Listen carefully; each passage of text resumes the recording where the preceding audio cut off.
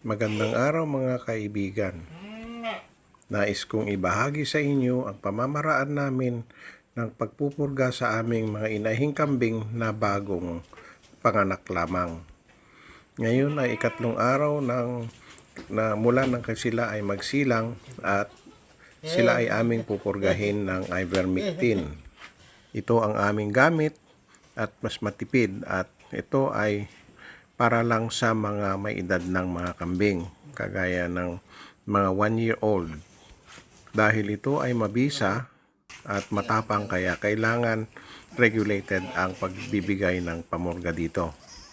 Sa bawat 60 kilos ay kailangan 1 ml lang ang gamit at hindi pwedeng lumagpas dito dahil mapeperwisyo ang ating mga kambing. Kung mababa sa 60 kilos, halimbawa 30 kilos lang, ay kailangan 1/2 or 0.5 ml lang ang ibibigay dito.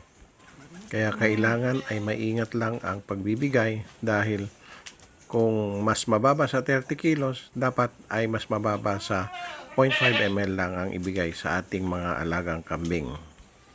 At kapag nagbigay, ang kailangan dito ay sa pagitan ng balat at laman lang. Hindi pwedeng iturok sa laman ng ating mga alagang kambing. Tandaan ay huwag magbibigay sa mga batang kambing para hindi maperwisyo ang ating mga alaga. Hanggang dito na lamang at maraming salamat.